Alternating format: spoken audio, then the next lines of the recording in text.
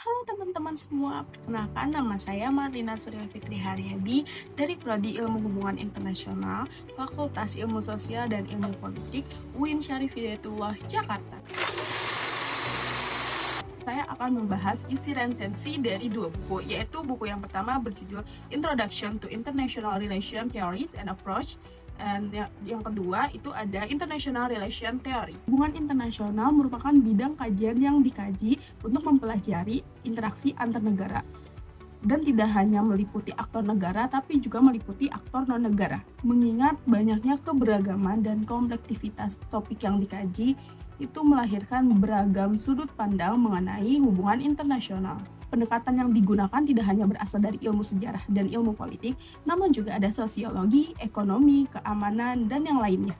Hal inilah yang nantinya akan melahirkan banyak teori baru yang diharapkan bisa menyelesaikan permasalahan di kancah internasional. Dalam sejarahnya, hubungan internasional ini sudah banyak perkembangannya dari sejak Perang Dunia Pertama, di mana negara-negara melakukan aliansi dan diplomasi untuk mencari cara yang solutif dalam menyelesaikan permasalahan antar negara. Namun, pada bidang kajian akademis, ilmu hubungan internasional ini berkembang pesat pada awal abad ke-20 seiring dengan globalisasi yang ada dan membahas lebih banyak topik lagi yang lebih luas. Kali ini saya akan menganalisis perkenalan seputar tentang ilmu hubungan internasional dan teori dalam hubungan internasional.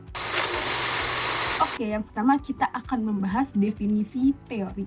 Teori mempunyai beragam makna bagi orang yang berbeda. Sekalipun teori itu satu, namun bisa saja pemahaman bagi satu orang dan yang lainnya itu akan terkesan berbeda karena setiap orang mempunyai cara perspektif masing-masing dalam memahami teori tersebut. Dalam dunia akademik, khususnya hubungan internasional, teori ini ada untuk melihat bagaimana perspektif kita dalam mengkaji, menganalisis, dan mengetahui apa yang sedang terjadi di kancah internasional dan bagaimana kita cara menanganinya dengan teori-teori tersebut. Nah, sebelum mengetahui teori lebih lanjut dan peranannya pada bidang HI, kalian harus mengetahui ada yang namanya pra-teoritis, yaitu ada epistemologi, metodologi, dan ontomologi.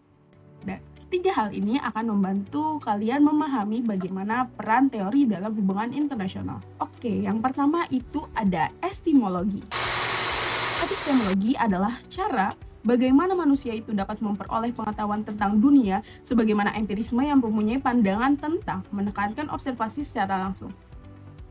Ada beberapa pendekatan lain dalam epistemologi, yaitu ada konstruktivisme, teori kritis, postmodernisme, dan feminisme yang turut andil dalam studi teori hubungan internasional. Selanjutnya, ada metodologi. Metodologi merupakan teknik ataupun cara yang dilakukan dan diterapkan pada analisis hubungan internasional. Cara tersebut fokus pada beberapa metode, yaitu kuantitatif dengan permodelan matematika seperti analisis statistik, dan kualitatif, yaitu dengan menggunakan studi kasus dan analisis yang mendalam. Dan yang terakhir itu ada ontologi. Ontologi dalam hubungan internasional menentukan bagaimana orang dapat melihat dan memahami dinamika yang terjadi di dunia global. Selanjutnya kita akan membahas sejarah dalam teori hubungan internasional. Sejarah teori hubungan internasional berkembang dari beragam perspektif ontologis yang akhirnya menghasilkan banyak perspektif pendekatan dalam hubungan internasional. Seperti pemikiran realisme klasik Thucydides, Machiavelli, dan Hobbes beranggapan bahwa manusia secara alami cenderung berkonflik dan berorientasi pada kepentingan pribadi. Pandangan ini melahirkan teori realisme yang kemudian dikembangkan oleh Kenneth Walsh menjadi neorealisme dan melahirkan teori-teori yang lain yang lebih baru dan dikembangkan lagi. Lalu selanjutnya, kira-kira apa sih peran teori dalam hubungan internasional?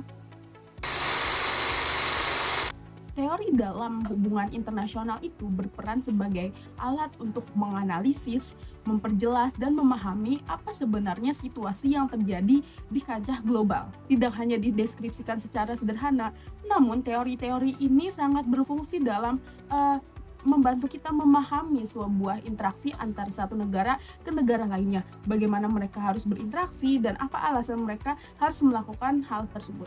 Oleh karena itu, teori merupakan instrumen yang sangat penting karena teori dalam HI ini dapat membantu kita untuk mengetahui apa yang akan terjadi di masa depan. Setidaknya kita bisa meramal atau menganalisis kekurangan dan kelebihan antar satu negara dan negara lainnya dan bisa meminimalisir masalah yang terjadi.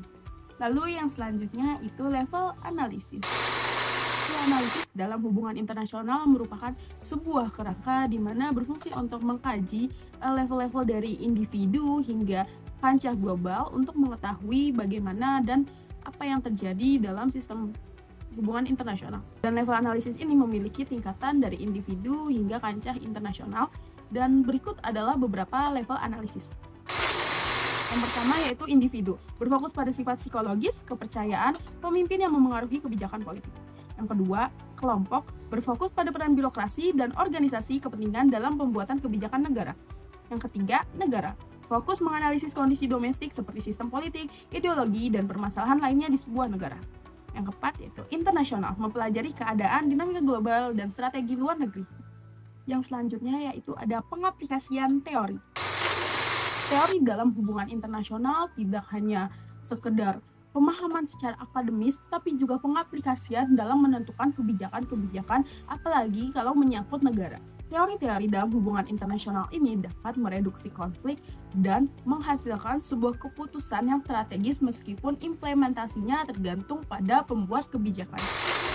Lalu yang terakhir, kesimpulan. Hubungan internasional merupakan sebuah kajian bidang studi yang kompleks yang membahas bagaimana interaksi antar satu negara dan negara lainnya, yang tidak hanya melibatkan aktor negara tapi juga melibatkan aktor non-negara. Dan untuk memahami dinamika global, perlu adanya landasan teori yang kuat yang dibentuk oleh epistemologi, metodologi, dan ontologi.